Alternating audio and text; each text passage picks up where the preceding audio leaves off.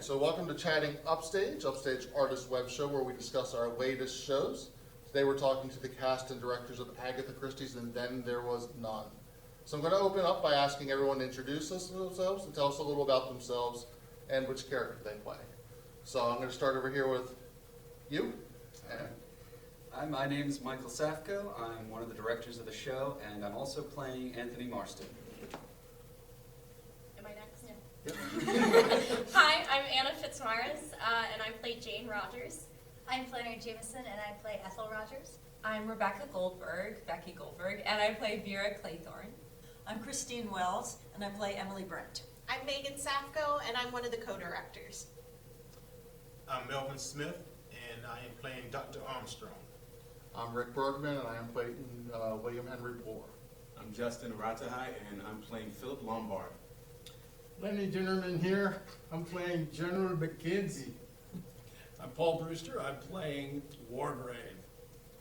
All right, so we're going to open up and drill the directors for a moment. So Michael, Megan, why choose And Then There Were None? So I read And Then There Were None when I was 13. It was a summer in between grades, and it was in Ocean City, and I remember just being glued to this book. And I was like, I love this book. It's one of my favorite murder mysteries. And when I found out there was a play, I wanted to put it on. Fast forward to when I was in high school, Michael and I put on And Then There Were None with a bunch of our friends. And we wanted to do it again. We also heard that they added a new ending. Yes. So we had to give it a shot.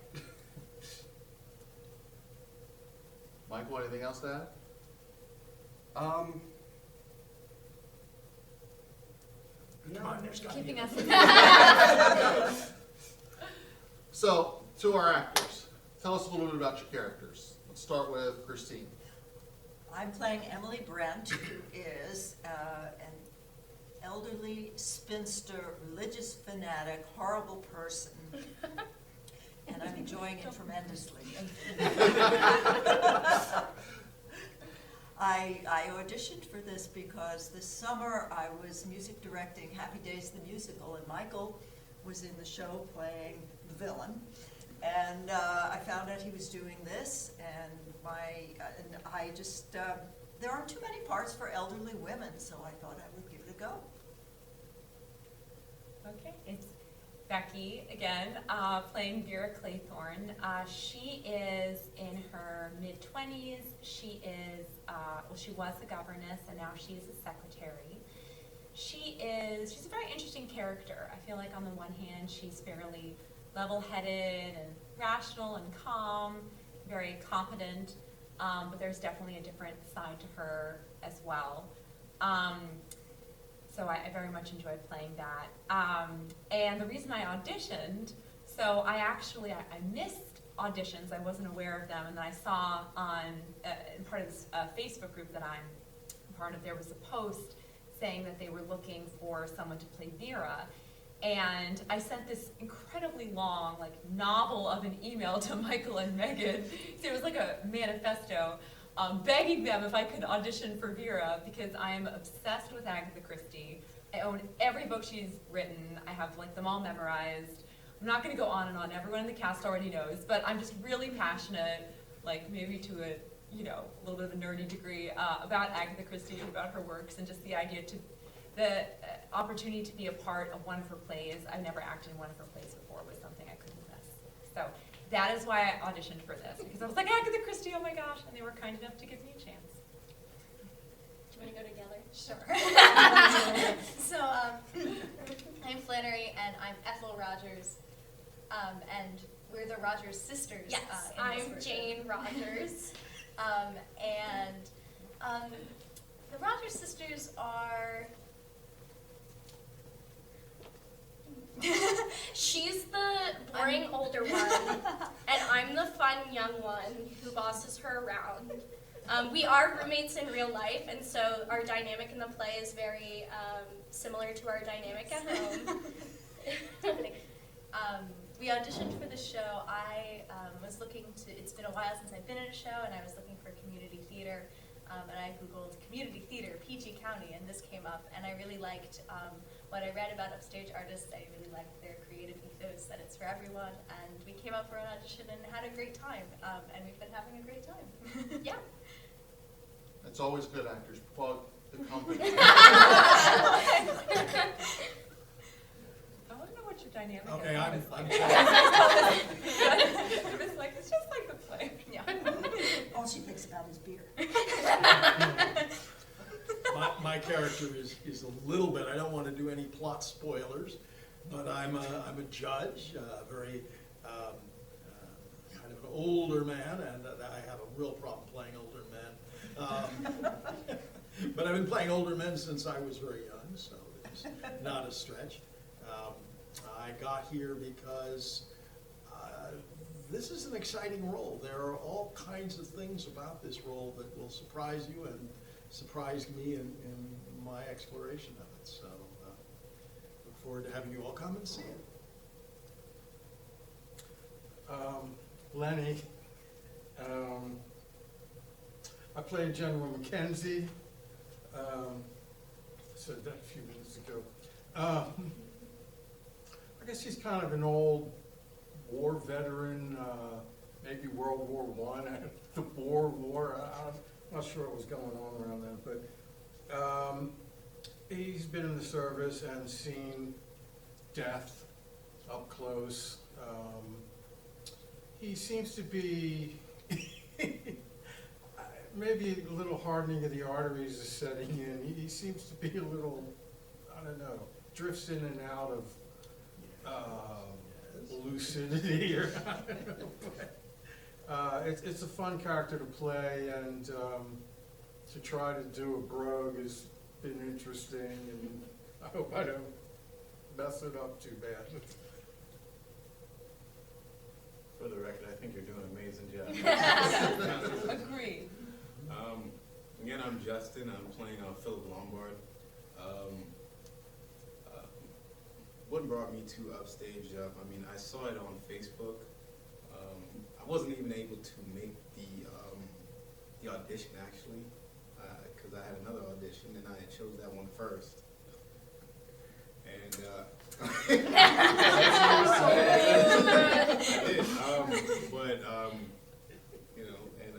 I sent in my video and I was just like, they're not even going to accept me for this one. This story seems way too complex and everything for me. But long story short, I got it. And I will say that Philip Lombard is he's a really interesting character, adventurous, loves a challenge, and it's always amazing when you can bring out certain parts of yourself to feed the character in certain traits and aspects. I can't say I love a challenge, and just playing him is a challenge because of the different dynamics that add to who he is. And yeah, that's basically it. Well, not really, but I could probably write a book about this guy, honestly. That's what you should do with your free time. I'm actually worried if I brought out some of my internal parts in this movie. I have a lot of notes on this guy. Well, for me, I had not planned on auditioning at all, actually, because as a board member, usually I'm working behind the scenes, and my thought was that I would be managing this production to make life easy for Megan and Michael, until Michael and Megan came to me and said, would you like to audition? We think we'd like you to do a part. And I do not like to do accents. I struggle with accents, and for some reason, the last role I did was in Driving Miss Daisy, and I had to learn a Georgia accent, and I struggled with that. So I don't know what made me think, yeah, I think I'll be in an Agatha Christie where not only have to do one accent, but I have to learn two plus my lines.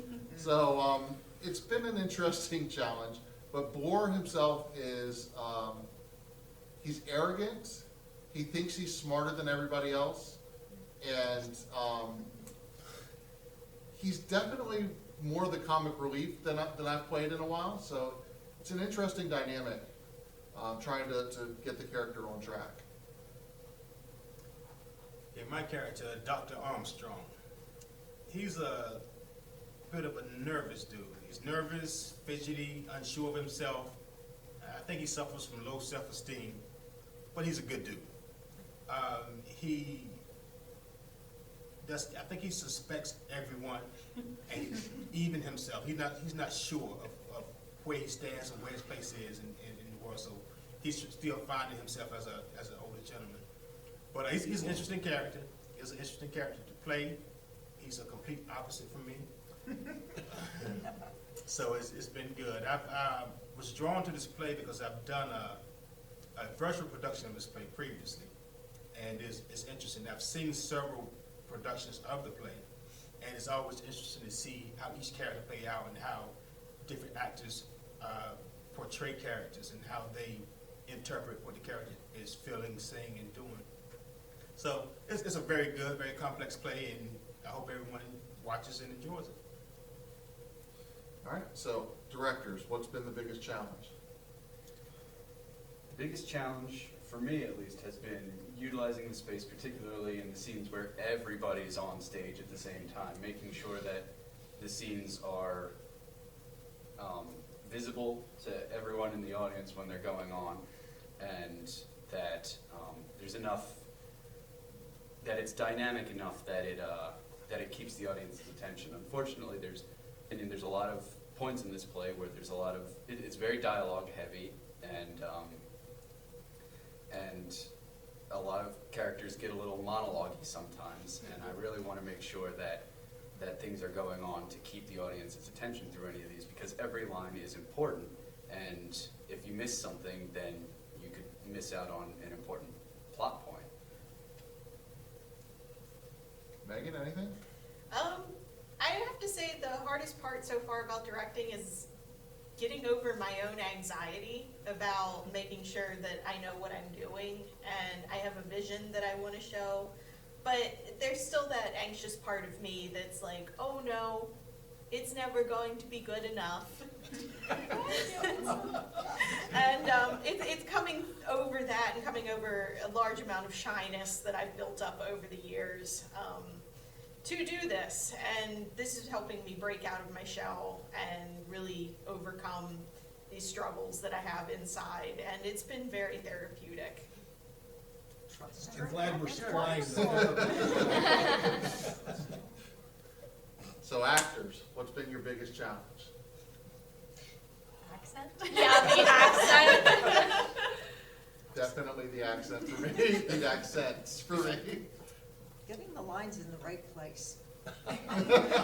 Always a challenge. to I get the haven't right- acted in a long time, and it's been, yes, it's interesting to try to, You you have just a acted in scene, and then you have a July. big, long stretch, and then you go, have a little line here or there, and it's, That, I will say for me, that has been the biggest challenge, because the last show I did was 3 actors. So we were always on stage talking, one after the other.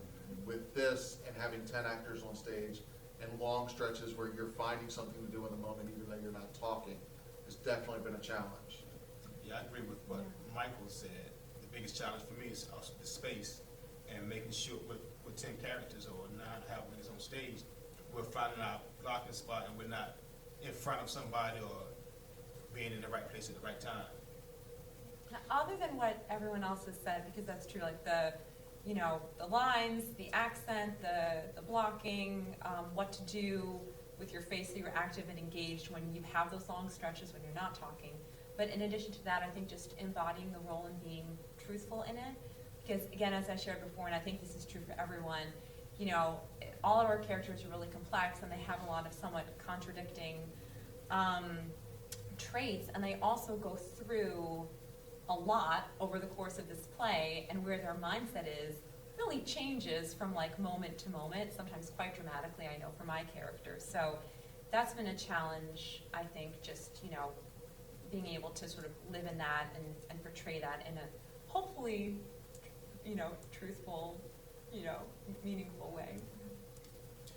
again, not to put not to make a plot spoiler, but did I? It's just like the No, play. it's okay, it's okay. But anyway, it's crazy. This role is unlike any other role, I think, in the theater, because so many of the things that I do happen off stage before the show, and so it becomes one of those amazing things where it's more active behind the scenes than it is in front of the scenes, and that's a very strange part for a player, you know. Macbeth happens right in front of you, Hamlet happens right in front of you. Wargrave doesn't happen in front of you. Justin. A challenge I think for me would be delivery, because you always want to make sure that what you're putting out there is always understandable to the audience, and you want to make sure you do your character justice. Just. But Yes, like duty. and when you take on any role, you have an obligation to make sure that, like Becky said, that you are living truthful in the moment. And I'm always, you know, in my head and just like, oh man, that this may not be good enough. And just trying to analyze as much as possible. And one of those complex moments is also like what Paul also said, was just like, a lot of things happen more behind the scenes, and you have to, like, even just coming in from like another space or a room, it's just like you pretty much have to bring that space that you came from with you, so people can understand like where they came from. And then when you leave out as well, I mean, you always want to make like the audience go with that character when they leave out of the room as well, because it's like it's real for them. So that would be my biggest challenge, you know, for me.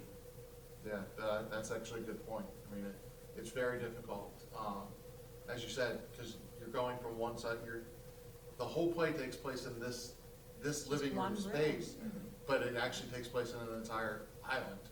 So there are points where, you know, you have to bring in what your character was doing outside into the space. So it definitely is, I would agree with you, it's a huge challenge. So what excites you guys about the show? The story. Yeah, Yeah. the mystery. The story, and just like how it is written is just so beautiful. So many lines connect to so many other lines, and it's just like when you really pay attention, you sit back and you be like, hold on a minute, let me go like 3 pages back. This line just like everything is like a puzzle. Everything is just it's so intricate. I love it. I feel as though this is probably been the best story I've ever done so far. So I'm obviously incredibly biased, as we all know, when it comes to Agatha Christie, but I just feel like that writing, I mean, that's very much her, right? There's a reason why she's so famous, and just she's incredibly good at putting together puzzles, and the way that she works together the plot, just like Justin was saying, and you know, the way that she keeps you guessing, and the way that different things sort of, you know, end up fitting together.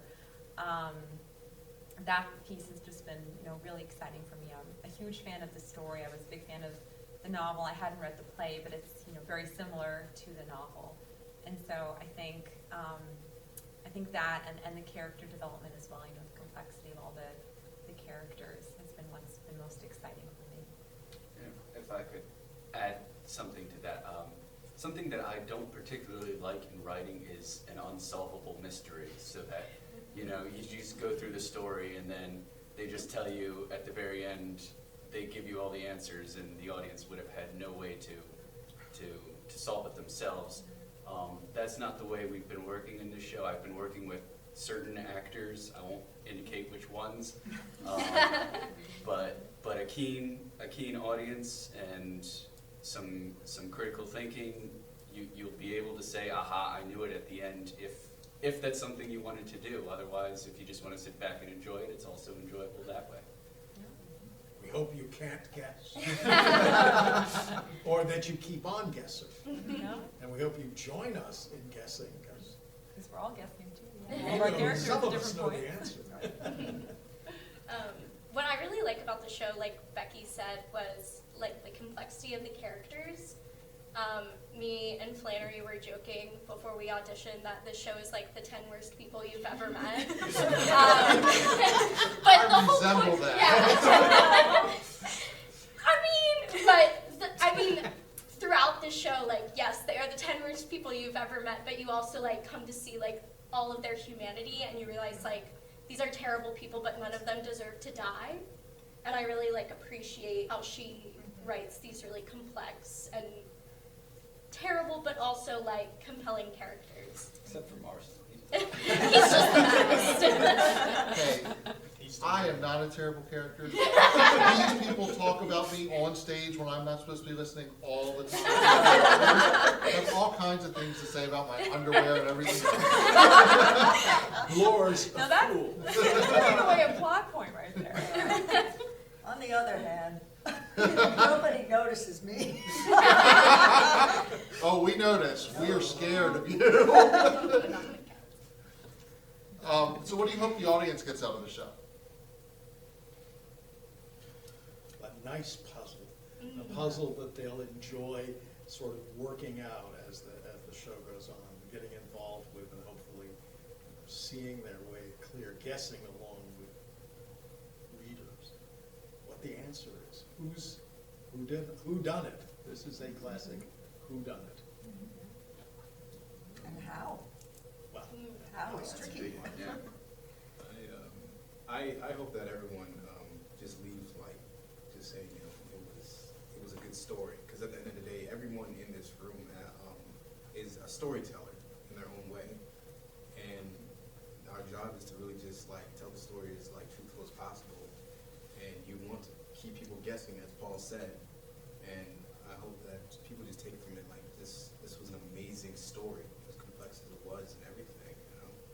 So, yeah. On a slightly lighter note, in addition to the puzzle piece and the guessing and the complexity of the story and the characters, I hope everyone has fun and enjoys the show and is entertained, because it is, you know, incredibly, it is a whodunit, but it's a very, very fun and entertaining one, so it's enjoyable.